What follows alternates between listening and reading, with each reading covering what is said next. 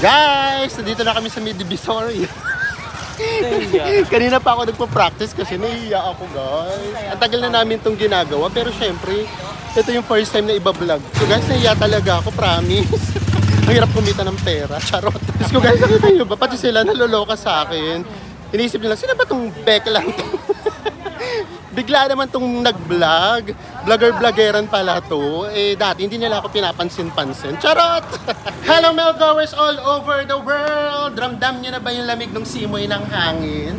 Or should I say, marami na bang nagpaparamdam sa inyo sa text or sa chat? Alam nyo na. Kasi magpapasko na. Yes! And syempre, dahil love na love namin kayo, etong episode na to para dun sa mga solid na supporters namin na gusto malaman kung ano ba yung ginagawa namin behind the camera or kapag hindi kami nagbablog. Ang tagal nyo na itong nire-request, so ipapakita namin sa inyo. Pumupunta kami ng Divisoria, ano ba pinagkakabalahan namin kapag December. And then syempre, bibigyan din namin kayo ng sulyap sa aming tindahan. Disclaimer lang, para lang to doon sa mga solid naming supporters. Kung travel vlog ang hanap ninyo, skip nyo muna to. Pero kung bago kayo sa channel namin at gusto nyo pa kaming makilala, of course, mag-subscribe na din po kayo at i-like at i-follow nyo na po kami sa aming mga social media accounts. Ano pang gagawin? Tara na! Go with me, Mel! I just want us to go, go, go. Drop everything and just go. Merry Christmas, everyone! Ramdam nyo na ba yung Christmas season?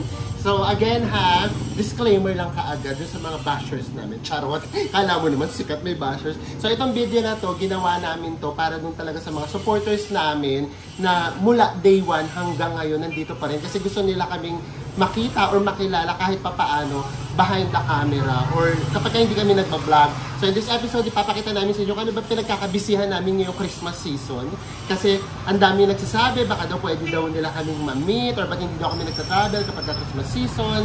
Also, ipapasilip namin sa inyo yung aming munting business. Ito na nga, yun, nandito kami. Ito yung bakod. So ipapakita namin sa inyo mamaya yung kitchen, tapos yung pinaka-dining area. Plus, dadalhin din namin kayo sa Divisoria kasi yun yung madalas namin ginagawa. Every week nagdi-Divisoria kami, guys. So ipapakita namin sa inyo yung mga pinaka-simpleng buhay namin kapag hindi kami nagbablog. So ngayon nga, chinaring ko lang kayo. Ang totoo, nag-ano lang ako, nag-jacket na ako, nahiya ka sa inyo. Pero kapag hindi, ito lang talaga ako, guys. Ito rin yung suot ko kapag nagdi-Divisoria kami. So dadalhin namin kayo doon. So kaya siksik na siksik yung episode na mapapanood nyo ngayon. Pero yun na nga lang, it's more on personal para naman makilala nyo kami. So, isa sa mga pinagkakabisihan namin kapag Pasko, ito, ganito siya. So, gumagawa kami ng mga pang-Christmas giveaways para sa mga customers namin. Like this. Like kung makikita nyo guys ha, talagang gusto namin may personal touch. Kami talaga yung nagbabalot, ganyan. So, marami-rami ito kasi mga 400 to 500 pieces itong gagawin namin. So, ganito lang siya. Diba? Kutsara tinidor tayo ngayon. Kasi last year, ang pinamigay namin, tumbler. Tapos, 2 years ago, ang pinamigay namin ay, ano pinamigay natin last? Mag. Tapos meron kaming year na hindi kami namigay, guys. Kasi kung naalala nyo, yun yung pumutok yung, hindi, yung pala, tama, 2 year kami hindi namigay. Yung una, yung pumutok yung Bulkang Taal. Instead na mag-giveaways kami, dinonate na lang namin sa may Bulkang Taal na mga victims. And then yung pangalawa naman, yun naman yung sa may Siargao. So dinonate din namin, instead na ibibili namin ng mga pang Christmas giveaways, i-donate na lang din namin sa may Siargao. At naiintindihan nyo ng mga customers namin kasi pinapaliwanag namin sa kanila na parang part sila noon. Kasi the fact na sinusuportahan nila kami, parang tumulong na rin sila dun sa mga kababayan natin. So ito na siya, guys, di ba? Super simple. Ito siya, madami na siya. Ayan siya, di ba? So, more than itong pinamimigay namin na ganito, syempre yung effort mo. So, alam nyo na, mga ano namin, mga suki namin, effort talaga namin yan. And then, kapag ka din Christmas season, actually nauna na si Enzo, ayan. Ano, papakita ko sa inyo.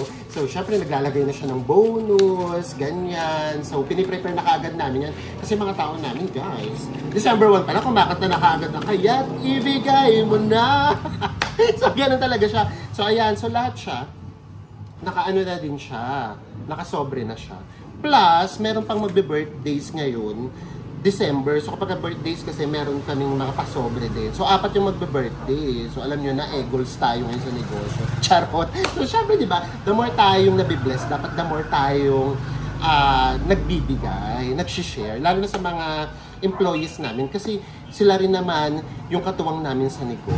And guys, ang ginagawa namin para hindi na namin poproblemahin or iisipin pa yung pang Christmas bonus nila, pang Christmas party nila, January 1 pa lang guys, meron na kaming taguan, meron na kaming lalagyan ng pera. For example, 300 a day, inaawas na namin siya daily. So imagine, di ba, 365 days.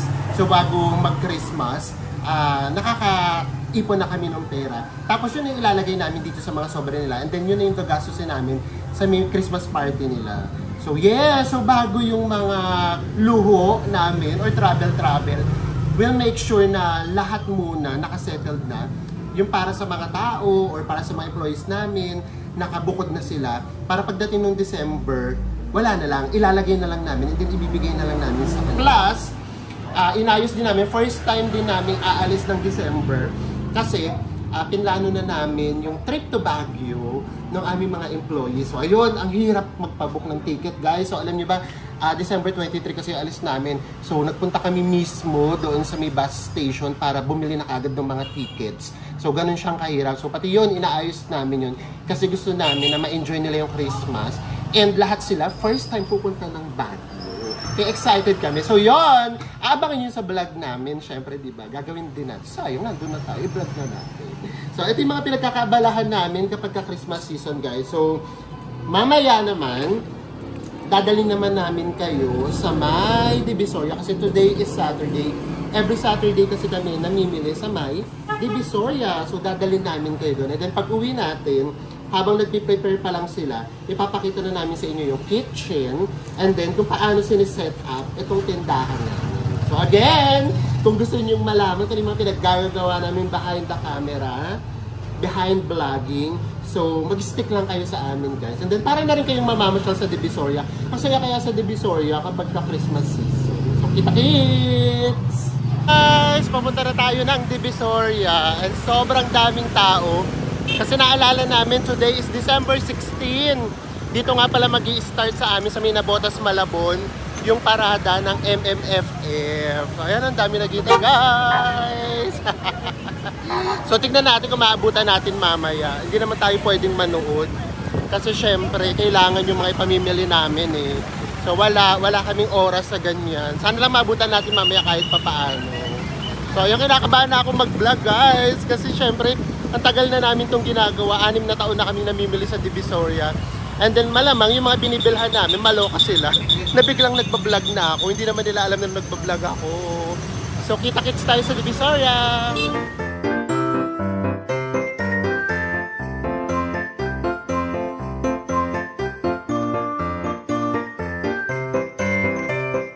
Guys, dito na kami sa Divisoria.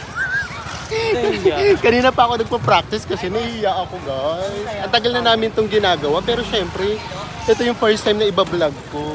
So ayan, so sa Enzo, bibili na siya dyan ng paminta. Tapos ako, pupunta na ako doon sa may bilihan ng iced tea. Ano ba yun? Naiiyak talaga ako, promise. So dito tayo bumibili ng iced tea. Bibili tayo dito. So ito yung suki namin guys. Hello po. Ayan, diba naiiyak ako? Yes, mga besh, naiiyak ako. First time kong mag-vlog habang namimili. Wait lang, hanap tayo kasi ang dami talagang bumibili dito. So hanapin natin kung kanino tayo pwedeng bumili. Dito kami lagi bumibili. Wait lang. Hello po. So bibili tayo dito. Nagugulat sila na nagbablog ako ngayon. Kasi never ako nag-vlog dito guys. Hindi nila alam na nagbablog ako. Wait lang tayo. Naiya ako. Ayan, meron pa silang in-assist. Tapos hintayin na ako ng Enzo dun sa may kabila. Maglalakad na ako. So ako yung lakad ng lakad. Tapos sa Enzo kasi hindi na siya nagpa-park para makatipid. So binabantayan niya na. So wait lang tayo. Guys, ito na yung pinamili natin.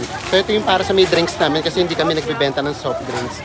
Dati, meron din kaming mga shakes. So hindi na rin namin itinuloy kasi pa iba-iba lagi yung presyo nagmamahal. So itong iced tea kahit pa paano, mas manageable pa yung presyo. Kapag medyo magalaw yung presyo, hindi na namin tinutuloy. Thank you po. So tara na, puntahan na natin si Enzo.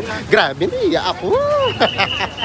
So ito si Enzo guys, nakapark siya. Ito siya si Enzo. Ayan. Tapos ito guys, na nakikita nyo may sako. So mamaya mapupuno na yan. And then, bababa naman ako para bumili ng basahan. Doon na kami magkikita. May tagpuan kami. So ako lang yung lakad ng lakad. So guys, naiya talaga ako, promise.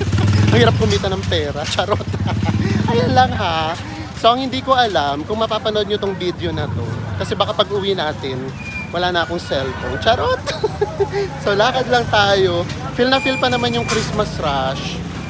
Ayan. So dito lang tayo. So forever ko na itong ginagawa. And then komportable naman ako. Naulang hindi. Kasi kailangang i-vlog. So nagugulat sila. Nakita nyo ba? Yung doon sa may bilihan na ice, nagulat sila na nagbablog ako. So eto nga pala yan. Meron ako ditong technique. Pinagbabawal na technique, charot. So sa may bilihan kasi rito, ang bibilin ko kasi rito pot holder.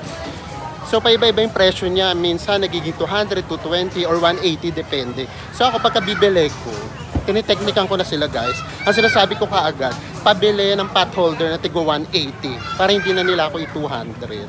Ganun. So lakad lang tayo. So dito ako bumibili naman ng pot holder. Ayun na yan ako guys. So dito tayo bibili ng pot holder. Ayan. Ay walang tao. Walang gustong lumapit sa akin. Pabili po. Pot holder po na tigo 180. Isa lang po. Yan, nahiya sila kasi hindi naman ako nagbablog pag bumibili ko dito. Ito yung first time. Hindi nila alam na nagbablog ako. Ngayon lang yun, para lang yun sa inyo guys. Kasi ito yung ano nyo request ninyo. So ang hirap palang mag-vlog habang namimili guys. So ayun lang siya. So tignan nyo, may mga tinda sila. Nakapunta na ba kayo ng Divisoria guys? Ayan diba? Very Divisoria ito. Mga tinda sila ganito. Lahat, meron sila. Pati mga pamaypay guys, meron sila. Ay, so ito yung pot holder natin. So sinasabi ko sa inyo, di ba? Ganun talaga. Sinasabi ko kagad ako na nagsasabi ng presyo. Pabili ng pot holder na tigwa 180. Ganun. Para hindi na ako ito 200 o 220. So lakad lang tayo. Hanapin na natin si Enzo kasi naghihintay siya. Diyos ko guys, nakita nyo ba? Pati sila naloloka sa akin. Inisip nila, sino ba itong Beck lang to? Bigla naman tong nag-vlog. Vlogger-vloggeran pala to. Dati hindi nila ako pinapansin-pansin. Charot! So, ito na si Enzo guys. Waiting siya. Ayan. So, isa-isa nang mapupuno yung sako natin. Hello po! So, ito na yung sukli mo, bes. So, ngayon naman, ito na, pupunta na tayo sa may bilihan ng mga Ricardos. So, actually, doon kami mas nagtatagal kasi ang dami namin Ricardos na binibili. So, ayun, magkita-kits tayo, guys!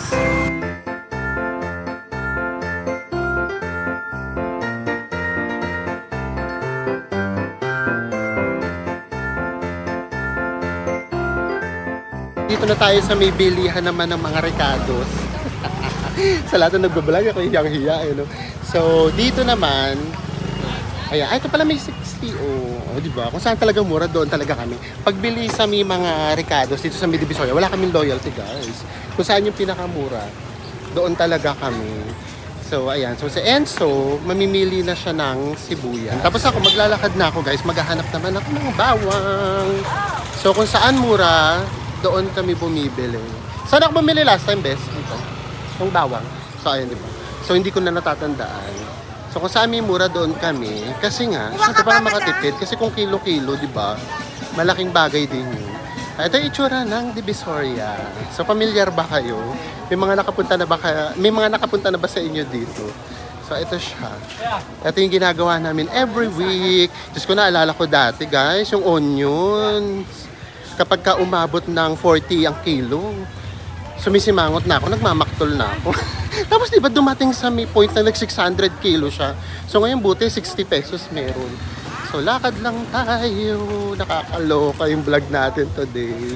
Dati ang nilalakad natin, tourist spots. So ngayon ito, gulay-gulay.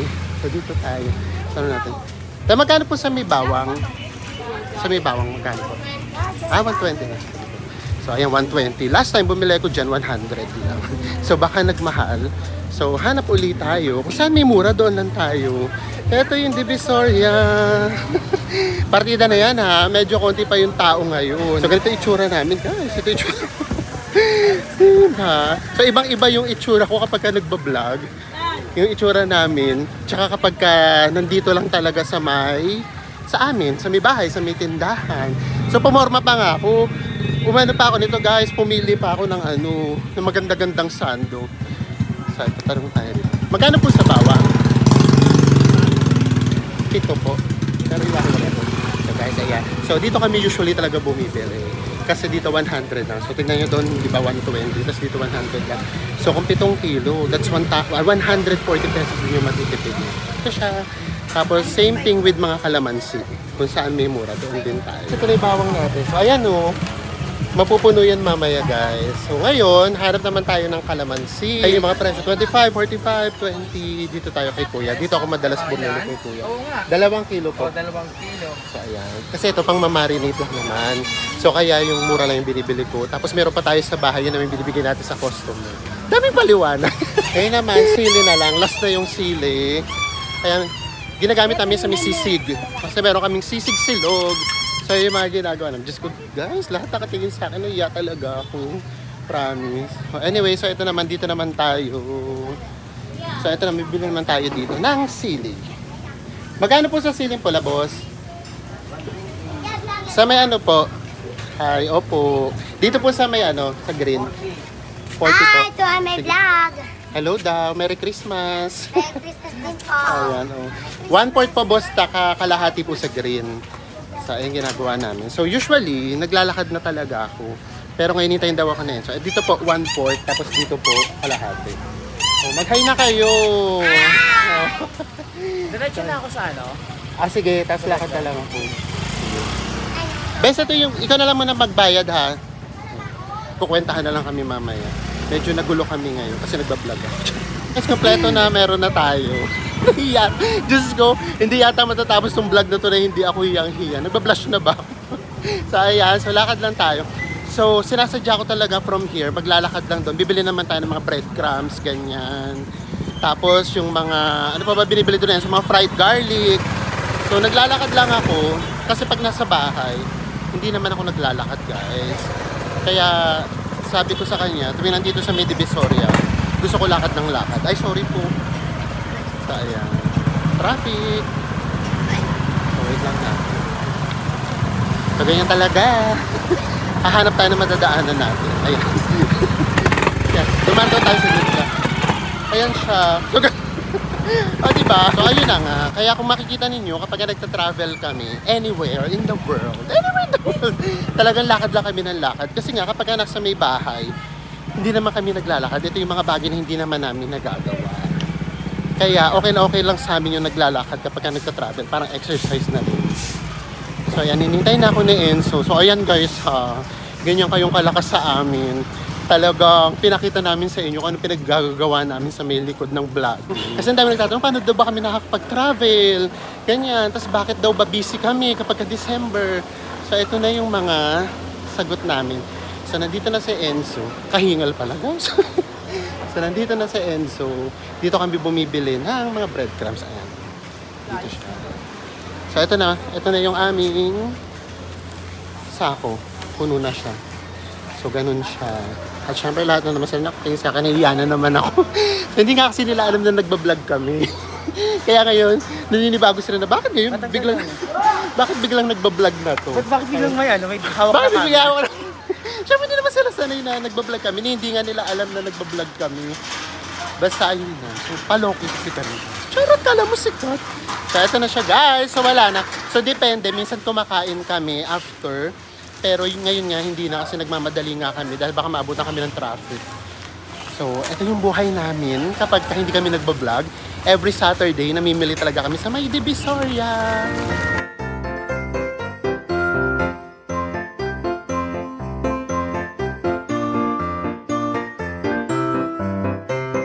So guys, nandito na tayo. Bukas na ba tayo? Nandito na tayo. So ayan. So nakita nyo na ang aming buhay. Kapag hindi kami nagbablog, ito yung aming buhay. So pasok tayo. Itutour ko kayo rito. Naglinis ba kayo mga kapatid? Mamapahiya tayo. Oh, may delivery lang. So ganito mga kaganapan, guys. So ayan, may nagsasangag. Kasi ito nagpe-prepare na sila, nagluluto. Tapos may deliver kami ngayon. Pag Saturday super busy kasi ang daming delivery. Ayan yung mga eggs namin.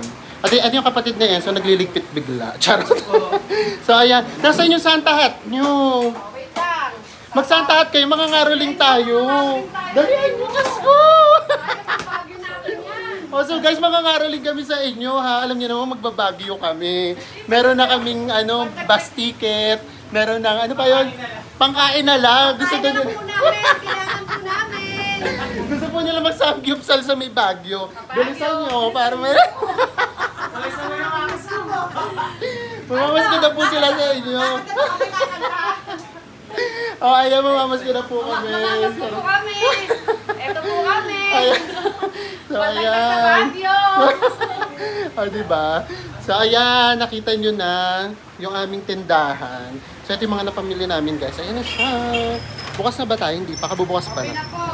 Ayan. So, ito na yung aming selling area. So, wala pa kasi kabubukas pa lang. So, ito yung selling area namin. So, meron yan dito. And then, meron pa yan dito. So, kaya siya tinawag na bakod. Kasi para ka lang kumakain sa bakuran nyo. Ganun siya. So, ito yung pinakabakod natin. Ha? Hindi. Nagpapanggap lang akong vlogger. Di ba sabi ko sa inyo, hindi dito alam na nagbablog kami. So, ito siya, guys. So, ito na yung itsura niya. So, ayan ha. Ganyan kayong kalakas sa amin. Tapos mamayang gabi, ipapakita namin sa inyo kung ano itsura niya kapag meron ng tao, meron ng ilaw. Kasi, bubuksan lahat ng ilaw dito mamayang gabi. So, mamaya namin sa inyo siya ipapakita para makita nyo rin kung ano yung itsura niya sa gabi. So, ito yung mga tinda namin, guys. Pakita namin. Huwag nyo kami i-judge, ha? Oo, vlog kami ng vlog, kaya hindi na namin naayos yung tindahan namin. Ano yung tindahan na? Ito yung ano namin, menu namin.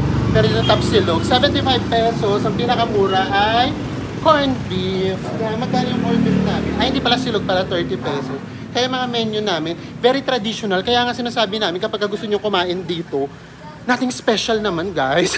Hindi siya pangdayo. Kasi kung ano yung mga nakakain nyo sa inyo, or sa mga tapsilugan sa inyo, same na same lang naman. So, ito yung itsura niya. So, kaya namin mag-accommodate ng mga 40 katao. Lahat-lahat na dito. Maximum. 100. Minsan biglang nagigiwa na. Depende sa dami.